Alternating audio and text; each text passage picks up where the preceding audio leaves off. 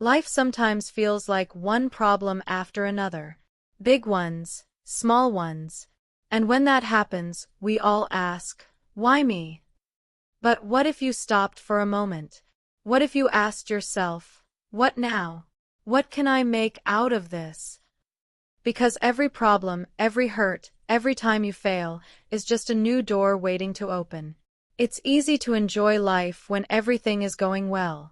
When your plans work out, when people support you, when the future looks clear. But what happens when life throws a big problem at you? When a door closes? When someone you trusted walks away? When your plan falls apart? In those moments, we think everything is lost. We call it failure. We call it unfair. But it's actually a fresh start. Something had to break so that something new could begin. We usually don't see it this way. We're too busy feeling sad about the plan that didn't work. We hold on to what we thought was supposed to happen. But growth isn't always nice. It often breaks things so we can build something better. A problem isn't the end. It's the start of a different path, one you never thought about before. And maybe that's the path you were always meant to take. Think about people you admire. Their lives weren't simple. They had pauses, breakdowns, losses. But these moments didn't destroy them. They were the times when a new, better version of them started to form. It's okay that problems hurt. They do. But you can hurt and still rebuild. You can cry and still start again. You can feel broken but still have the power to bounce back. Some new beginnings look like failures. That job you didn't get? Maybe it pushed you to follow a dream you'd put aside. That breakup? Maybe it gave you time to heal yourself. That money loss? Maybe it sparked the idea for your future business. Every problem has lessons. The problem itself is the sign to start again. It's like the world is saying, this part of your life is done. You're ready for the next one. Don't try to go back to the old chapter. Write a new one. You're not meant to stay the same. People who get back up after problems aren't stronger than you. They just see the problem as a doorway, not a wall. They choose to ask, what now? Instead of why me? They know you don't create great things when life is easy. You create when you have nothing left but the desire to try again. So, next time life pushes you down, don't rush to fix everything. Just stop, breathe, and ask yourself, what can this problem teach me? What can I build from this? What new part of me is ready to appear? Because the truth is, nothing truly new starts until something old ends. And sometimes, the hardest endings are just the beginning of your real story. We usually try to avoid feeling uncomfortable. We like our routines, familiar people, and predictable outcomes. We want safety and peace, and that's good. But what we forget is that all the things we're proud of, all the things we remember, all the things that truly changed our lives, came from discomfort. That uneasy feeling, not knowing what's next, standing on the edge of something new, that's where growth begins and new ideas come alive. When you're comfortable, you stay still. You don't question things. You follow the usual path. But when life makes you uncomfortable, when things stop working, when people let you down, when your plans fall apart, that's when your mind starts working. That's when your heart opens. You start asking different questions. You start imagining different futures. You start creating, not because you wanted to, but because you had to. New ideas don't come from a perfect room with perfect answers. They come from tough questions, from restless minds, from broken systems, and from people who are tired of waiting. Most big breakthroughs in the world came from people who were frustrated, stuck, or told no too many times. That discomfort pushed them. It made them think in new ways. It forced them to find a door where everyone else saw a wall. Think about your own life. The things you're most proud of, did they come easily? Or did they come after nights of doubt? After you failed and got back up? After you wondered if you were good enough?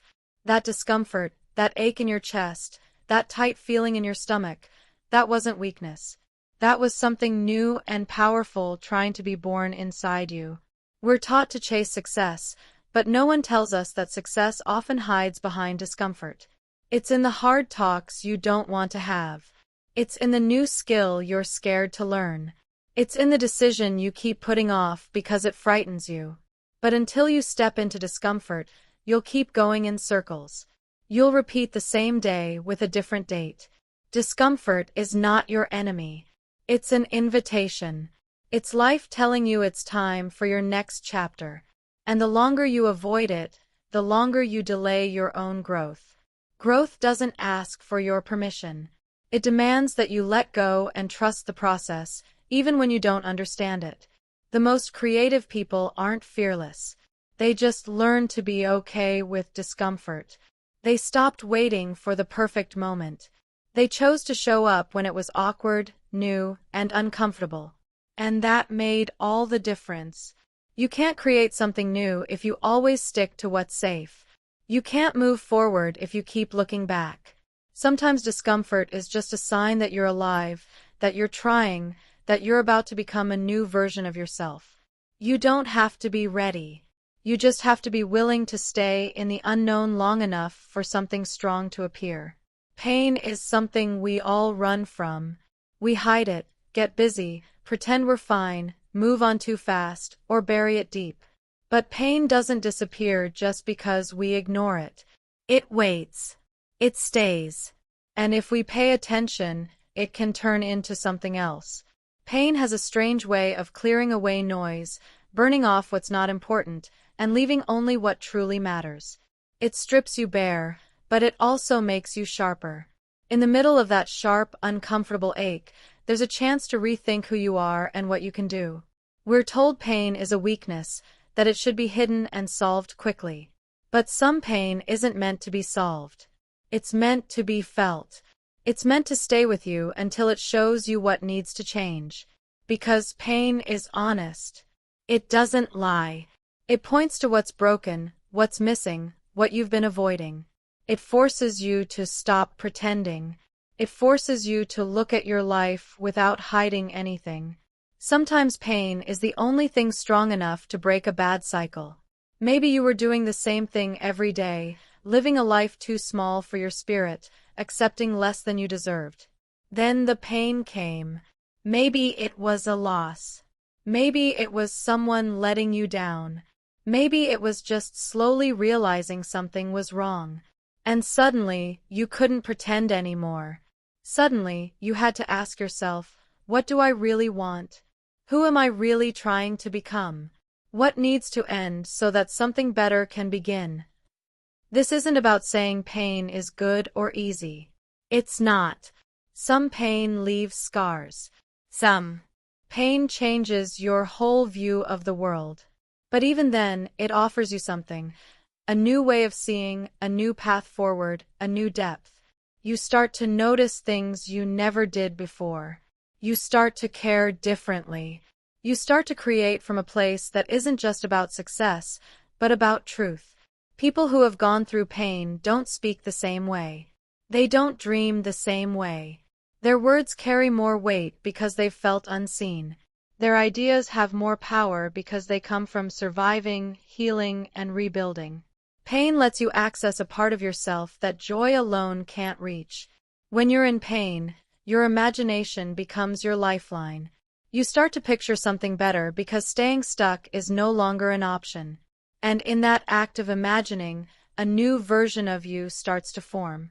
One that is tougher, kinder, one that understands that creating something new isn't just a treat, it's a must. Pain reminds you that life is short, that you don't have time to waste on things that drain your spirit. That your time, your voice, your energy, it matters. And once you feel that urgency, you stop waiting for permission. You stop looking for perfect. You start building. You start expressing. You start becoming. Not because everything is fine, but because it's not. And because something inside you refuses to let the story end here. Pain cracks you open, but it also clears the way. It makes room for the real you to rise. And as you rise, you begin to imagine what's possible, not just for you, but for the world. Pain shows you what matters. And once you know that, you can't go back to who you were before. You don't grow when you're too comfortable. It never happens. When you're surrounded by what you know, when your days are the same, when nothing challenges you, you might feel safe, but you're not growing. You're just getting by. You're repeating. And that might be okay for a while, but deep down you know there's more waiting for you. Something that will only appear when you step into the unknown. The comfort zone feels warm, but it's also where dreams go to sleep. You don't take risks. You don't try hard. You tell yourself things like, maybe next year, or I'm not ready yet, because staying where you are feels easier. But every time you choose easy, you stop yourself from becoming the person you're meant to be. Growth starts when you're okay with being uncomfortable. When you go into a new situation where you're not the smartest person. When you say yes to things that scare you. When you admit you don't know, but you're ready to learn. Something powerful happens when you push yourself. You notice your own fears. You hear the excuses you've been making, and instead of running, you face them. You listen. You start to tell your own voice from the noise in your head. You learn the difference between real danger and imagined fear. Outside your comfort zone, everything feels bigger. The risks feel larger. What others might think feels louder. But so do the rewards. So does the clarity. So does your confidence. You don't become brave by staying safe. You become brave by moving, by trying new things, speaking up when you're nervous, trying again after you fall. Growth is not fancy. It's messy. It's awkward. It's full of moments where you doubt yourself, where you feel lost, where you wish you could go back. But going back means repeating. And you are not here to repeat. You are here to change. You are here to find out what you can truly do. And the only way to do that is to cross the line that fear draws around your life. You don't need to take huge steps. Growth can start with a small change, a conversation you've been avoiding, a decision you've been putting off, a risk that keeps calling to you at night. Every time you say yes to something new, you expand your world. You stretch your limits. You realize you're not as weak as you thought. That fear didn't kill you. That failure didn't destroy you. That rejection didn't define you. There's a version of you on the other side of fear that you haven't met yet. Someone wiser, stronger, more aware. And that version is only waiting for one thing: your willingness to step forward. You won't feel ready. You won't have it all figured out. That's not how growth works. You learn as you go. You get stronger by doing. You build courage by taking action. Everything you admire in others was built outside their comfort zones. Their courage, wisdom, talent, it was shaped by hard work, discomfort, and not giving up. You are no different. You have that same power. But power means nothing if you never use it. If you always choose what's easy, if you never challenge the life you've settled for, you owe it to yourself to grow past your excuses, to move toward the life that scares you a little. Because that's usually the life that matters the most. Growth begins when you stop protecting your comfort and start protecting what truly matters to you. When you choose curiosity over what's safe, and courage over control. We usually try to escape chaos. It feels messy, noisy, unpredictable. It makes us nervous because we're taught that being in control means being safe. We believe that the more we organize and plan every detail, the better things will be. But when we look back at the biggest changes in our lives, they were rarely calm or controlled. They were times when everything fell apart, when the structure broke down, when the old routine couldn't hold us anymore. In the middle of that chaos, something new started to take shape. Something we didn't plan. Something we couldn't have created if life had stayed neat and orderly. New ideas need space. And strangely, chaos creates that space. It removes what's not needed. It breaks apart what's too stiff. It shakes us out of our habits. When everything is stable, we stick to what we know. We don't try new things. We don't question. We don't innovate. But when things stop working, when we're forced to rebuild, that's when creativity comes alive.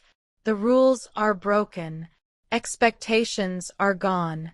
There's room to try something new because the old way is no longer an option.